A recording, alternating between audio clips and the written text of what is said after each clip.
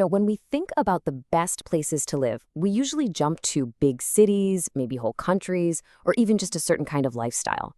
But today, we're going to talk about an island that's, well, it's becoming an answer. An answer to a really big question that I think a lot of us are asking ourselves right now. I mean, we're all looking for it, right? A place that just feels stable, especially when the rest of the world feels so unpredictable. A spot that offers a real, genuine, high quality of life. So, what even makes a place a true sanctuary today? And this is where it gets really interesting. A brand new report actually points to one specific place. It frames the Portuguese island of Madeira not just as some beautiful vacation spot, but as a direct answer, a solution to that very search for a modern-day sanctuary. Okay, so let's dive right in. I mean, how did this archipelago, which was first discovered by Portuguese navigators way back in 1419, completely transform itself into this benchmark for modern living and investment? It's a pretty fascinating story. For centuries, Madeira was basically a strategic pit stop in the middle of the Atlantic, kind of like a historical footnote from the Age of Discovery. But wow, has its role shifted today? It's now this premium global destination, and people aren't coming here for what they can take from it. They're coming for the kind of life they can build on it. That's a huge change. So what is it that makes it such a sanctuary? Well, it all starts with the most important piece of the puzzle, right? The exceptional quality of life. We're talking about the real art of living well. So what does that actually look like day to day? Well, for starters, it's this really deep connection to nature. You can imagine going for these incredible walks along the famous Levada irrigation channels, and the whole rhythm of life there is more deliberate, more relaxed. But hey, relaxed does not mean boring, not at all. The island has this super sophisticated dining scene. We're talking everything from Michelin-starred spots to cozy traditional tavernas. It's all woven into this rich cultural fabric that really respects its past while innovating for the future.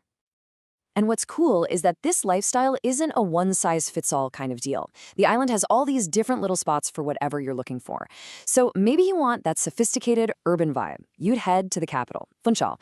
Or maybe you're after pure sun-drenched serenity. Then Caleta on the southwest coast is your place. You can totally see why digital nomads are flocking to Punta de Sol. It has that authentic charm, but at a bit of a better price point. Or you could go for the cultural heart of it all in Camade de Lobos. Each one has its own distinct personality. Okay, so a beautiful lifestyle, that's one thing. But I know what you're probably thinking. How does this paradise actually work in the 21st century? Is it actually practical for modern life, for getting work done, for raising a family? Well, the answer is pretty impressive. It's what you could call a three-layered connectivity stack. First, you've got the physical layer. The island is crisscrossed by this amazing motorway network of tunnels and viaducts. It literally turns what would be long, winding journeys into super short drives. Then there's the international layer. You've got direct flights to all over Europe. And get this, a new nonstop route from Newark, opening it up directly to the US. And finally, the digital layer, which is so crucial today. We're talking widespread fiber optic broadband with speeds up to a gigabit per second. Yeah, this is not some isolated rock in the ocean. It is a fully connected modern hub. But being practical goes way deeper than just roads and internet, right? The island is built on this really robust social infrastructure. So for healthcare, residents get access to Portugal's highly ranked public system, plus there are world-class private options. For education, you've got top-tier international schools offering the IB curriculum. And here's a big one, maybe the most important for long-term stability: there are super strict planning regulations. This prevents overdevelopment, which protects both the island's unique character and the value of any investment you make. It's all about building a foundation of confidence. All right, so we've got this incredible quality of life, and we know the practical infrastructure is there to back it all up. Now, let's get into the numbers. Let's really look at the value proposition that makes Madeira so compelling, especially from an investment point of view. So, if you look at the premium end of the market, you can see how the value is spread out. What we're looking at here is a comparison of price per square meter.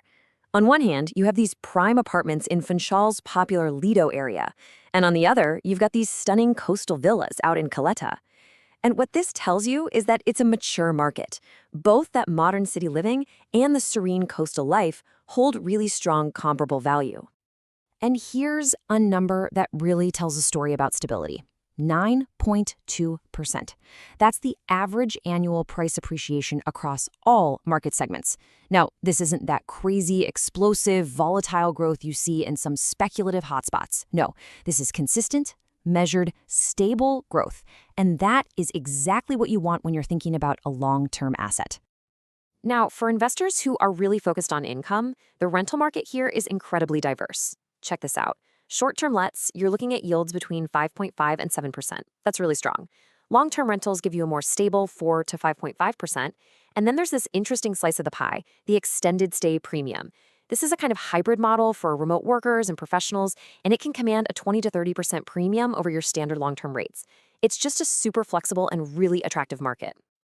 Okay, so let's recap. You've got this amazing lifestyle, you've got the solid infrastructure, and you've got a stable, growing market. So what's the secret sauce? What's the unique formula that holds all this together and makes it work so well? It all boils down to a simple but really powerful economic principle that's literally built into the island's geography: natural scarcity. Think about it. You've got this dramatic, mountainous landscape combined with those really strict, quality-focused planning laws. That means there's a hard limit on how much buildable land there is. The supply is naturally constrained, and that creates this incredibly stable foundation for long-term value. You just can't make more of it. And this all comes together to form this powerful combination of 4 pillars. First, you have that natural scarcity we just talked about. That's what underpins all the value. Then you've got diverse global demand from all sorts of buyers, which makes the whole market really resilient. Third is that governance stability, with smart planning that protects the island's character and your investment. And finally, the ultimate driver for everything, that exceptional quality of life that makes people actually want to be there in the first place. It's the whole package. So, when you look at everything, Madeira's success really leaves us with a big question for the future. As our own definition of value starts to shift, away from being purely about financial return, and more towards the actual quality of our day-to-day lives, what will the hotspots of tomorrow even look like? Well, maybe, just maybe, they'll look a lot like Madeira.